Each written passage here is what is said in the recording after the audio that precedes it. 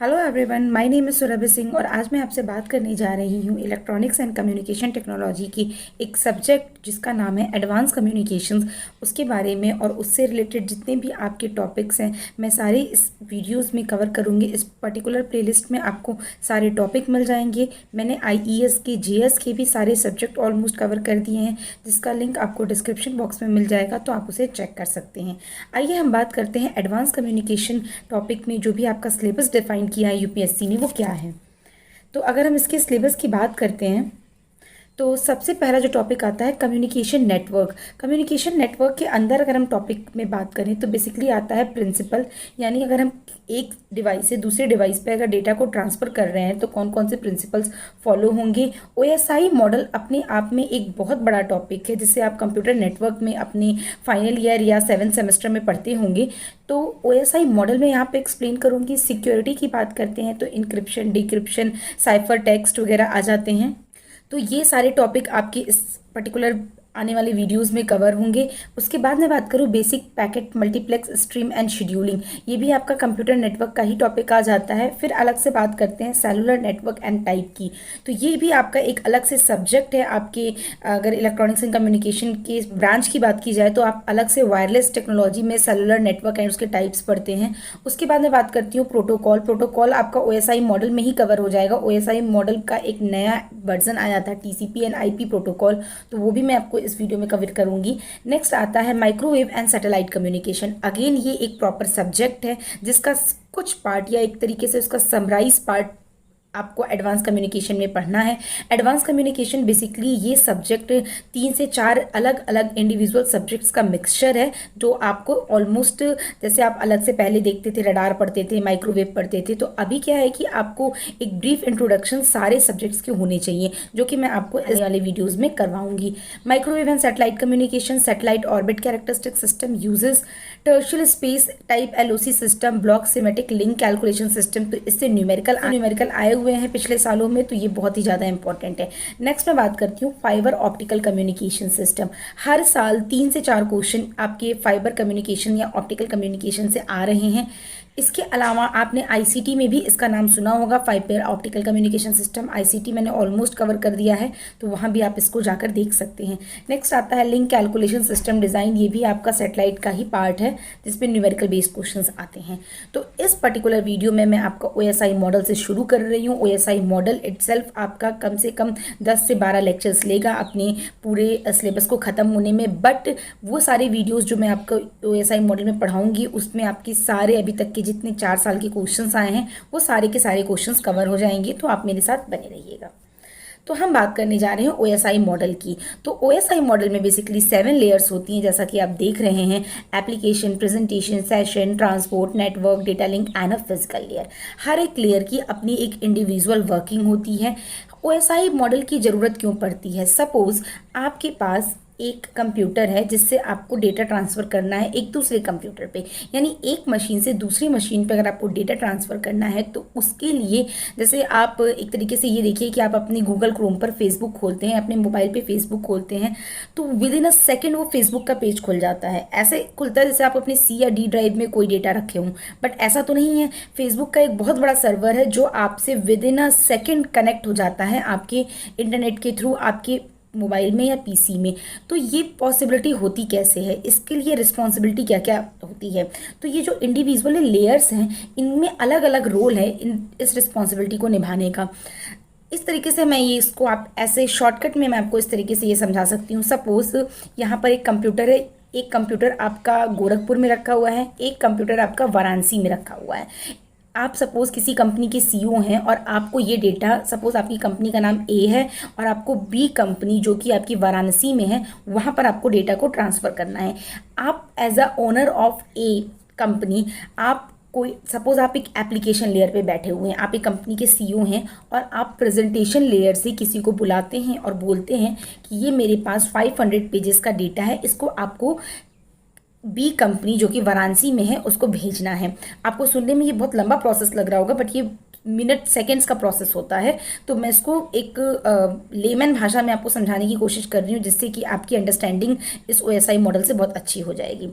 तो presentation layer वो 500 pages का डेटा लेता है। वो देखते हैं कि अच्छा ये डेटा इंग्लिश में दिया हुआ है, बट मुझे जिसको ट्रांसफ़र करना है यानी कंपनी बी को ट्रांसफ़र करना है उसको जर्मन आती है, तो वो ये 500 पेजेस की डेटा को पहले जर्मन लैंग्वेज में चेंज करता है।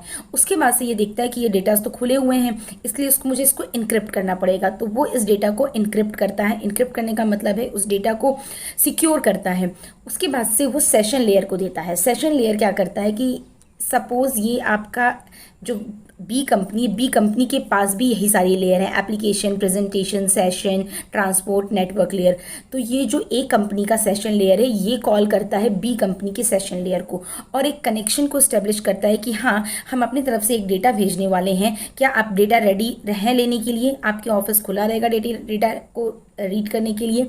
तो सेशन लेयर यहाँ से एक्नॉलेज करता है कि हाँ डेटा मेरा ऑफिस ओपन है, आपको डेटा भेजना है, आप भेज दीजिए। उसके बाद से आता है ट्रांसपोर्ट लेयर की बारी। तो ट्रांसपोर्ट लेयर ये देखता है कि ये 500 पेजेस का डेटा है, इतना सारा डेटा है, सपोज ये पूरा का पूरा डेटा लॉस हो गया भेजने में, तो वो क्या करता है इस डेटा को डिफरेंट डिफरेंट पार्ट्स में तोड़ लेता है, यानी 100 पेजेस का वो एक सेगमेंट बना देगा और उसके बाद भेजेगा।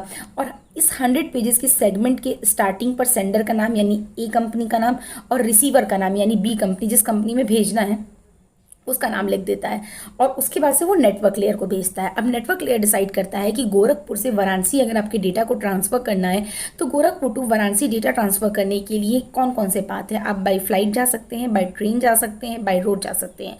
तो जो राउटिंग यानी नेटवर्क जो है वो डिसाइड करता है कि कौन सा पाथ आपका पेपर लेगा।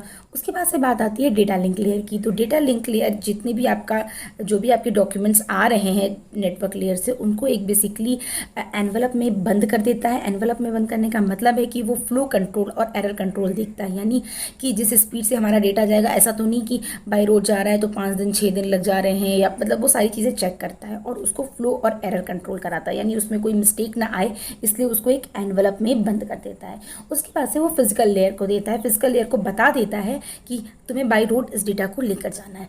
अब ये बाई रोड लेकर जाता है, सेम इसी तरीके से कंपनी बी के पास पहुंचता है। कंपनी बी के फिजिकल लेयर को ये डेटा रिसीव होता है, वो इस डेटा लिंक लेयर से फिर उसको डेटा लिंक लेयर को भेजता है।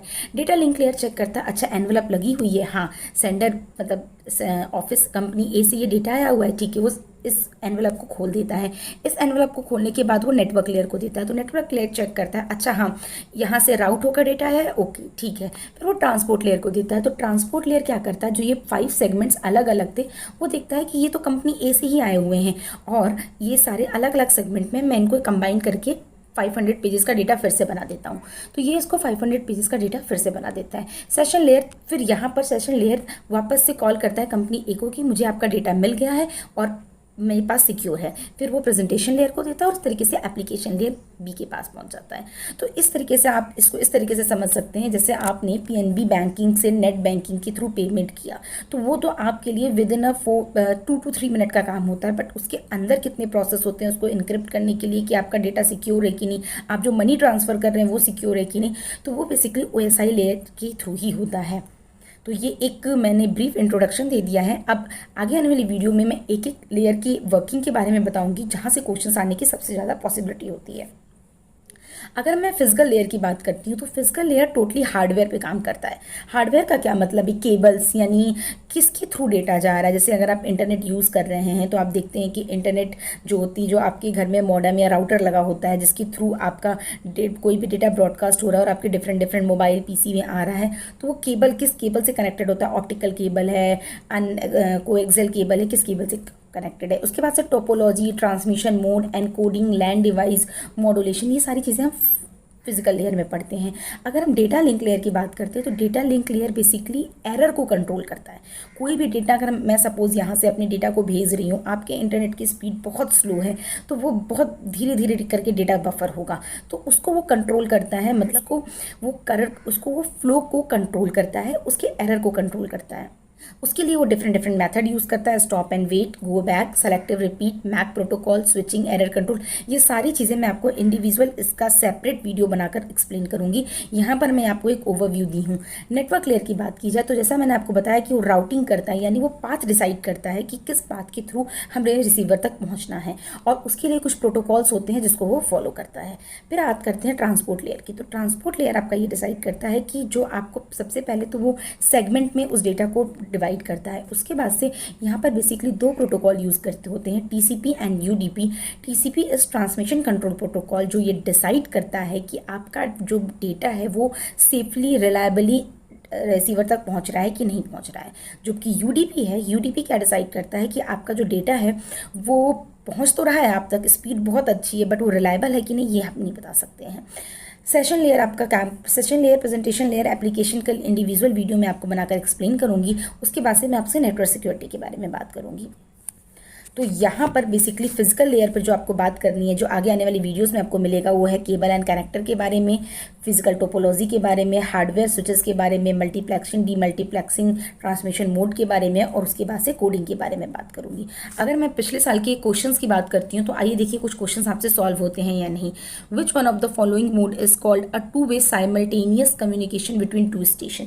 तो अगर इस क्वेश्चन की बात की जाए तो ये क्वेश्चन आपका डायरेक्टली यहाँ से पूछा गया, यानी ये फिजिकल लेयर का पार्ट का क्वेश्चन है। सिंप्लेक्स, डुप्लेक्स और फुल डुप्लेक्स। सिंप्लेक्स का मतलब क्या है कि जैसे आपके पास सेंडर है, रिसीवर है। सिंप्लेक्स का मतलब है कि सिर्फ एक जगह से डेटा जा सकता है, ठीक है, एक जगह का डेटा जाने का मतलब यानी सिर्फ सेंडर रिसीवर को डेटा भेज सकता है। जैसे आप टीवी की बात करें, टीवी में सिर्फ आप देख सकते हैं, आप कम्युनिकेट नहीं कर सकते हैं। लेकिन अगर मोबाइल फ़ोन की बात करते हैं तो मोबाइल में फ़ोन में क्या होता है, दोनों तरफ से कम्युनिकेशन होता है। इसके बाद से हाफ डुप्लेक्स भी आता है। हाफ डुप्लेक्स का क्या मतलब है, जैसे अगर आप ट्रैफिक सिग्नल्स या आर्मी वगैरह पे देखते हैं जो फ़ोन मिल रहा होता है, तो वहाँ पर क्या होता है कि एक बार में एक ही इंसान बात कर सकता है। लाइक उन्होंने कोई न्यूज़ देनी है कि हाँ चेक पॉइंट को चेक करना है, ओवर, तो वो लास्ट में एक वर्ड बोलते हैं जिसके बाद से ये कम्युनिकेशन होता है कि अब उधर से कोई बंदा बोल सकता है, तो वो आपका हाफ डुप्लेक्स होता है। तो देखिए क्वेश्चन क्या पूछा गया है, which one of the following mode is called a two way simultaneous communication. तो अगर हम टू वे साइमल्टेनियस कम्युनिकेशन की बात करते हैं तो सिंप्लेक्स में क्या है कि आपका सेंडर है और रिसीवर है, तो सिर्फ या तो सेंडर भेजेगा या तो सिर्फ रिसीवर भेजेगा। हाफ डुप्लेक्स में क्या है, अगर मैं सिंप्लेक्स की बात करती हूँ तो सिंप्लेक्स में क्या है कि सिर्फ सेंडर ही रिसीवर को भेज सकता है। और हाफ डुप्लेक्स की बात करते हैं तो हाफ डुप्लेक्स में क्या है कि जब सेंडर रिसीवर को भेजेगा तो रिसीवर सेंडर को उस पर्टिकुलर टाइम में नहीं भेज सकता है, और अगर रिसीवर की बात करते हैं, अगर रिसीवर भेजेगा तो सेंडर उस टाइम में नहीं भेज सकता है। बट फुल डुप्लेक्स की बात करते हैं तो फुल डुप्लेक्स में क्या होता है आपका कि दोनों साइमल्टेनियसली डेटा को भेज सकते हैं, जैसे आप मोबाइल फ़ोन में बात कर रहे हैं। तो ये आपका 2020 का बहुत ईजी सा क्वेश्चन था। नेक्स्ट क्वेश्चन आपका क्या है, a data link layer is responsible for. जो आपका डेटा लिंक लेयर है वो किस चीज़ के लिए रिस्पॉन्सिबल है, तो जब भी मैंने आपको एक एक लेयर की इंडिविजुअल वर्किंग बताई है तो वहाँ पर आपको मैंने डेटा लिंक लेयर को लेकर बताया था कि data link layer error and flow control का काम करता है, यानी वो एनवलप कर रहा था, यानी उसको प्रोटेक्ट कर रहा था जो भी आपका डेटा है। So an error free communication across the physical link connecting primary and secondary station within a network, ठीक है। तो ये आपका डेटा लिंक लेयर का काम हो जाएगा। फर्स्ट पढ़ें एक ऑप्शन को, तो incoming bit stream and simply repeat to other device connected. तो ये अभी मैं आपको फिजिकल लेयर बताऊंगी तो आपको समझ में आएगा कि जो डेटा को रिपीट करके रिपीटर के थ्रू डेटा को आगे पास करता है, ये आपका फिजिकल लेयर का काम होता है। नेक्स्ट ऑप्शन पढ़ें, an end to end integrity of data message propagated through the network between two device. End to end आपका डिलीवरी जो है वो आपका ट्रांसपोर्ट लेयर का काम होता है। Logical connection eight application layer, तो ये भी आपका डेटा लिंक लेयर की वर्किंग में नहीं आएगा, तो ऑप्शन बी करेक्ट हो जाएगा। नेक्स्ट लेक्चर में मैं आपसे बात करूंगी डिफरेंट टाइप ऑफ टोपोलॉजी क्या होती है, स्टार मैश रिंग टोपोलॉजी से रिलेटेड क्वेश्चंस क्या बन सकते हैं। अगर आपने वीडियो देखनी स्टार्ट की है तो एंड तक जरूर देखिएगा और सीक्वेंस में देखिएगा, जिससे आपको एडवांस कम्युनिकेशन के सारे टॉपिक्स बहुत अच्छे से क्लियर हो जाएंगे। Thank you.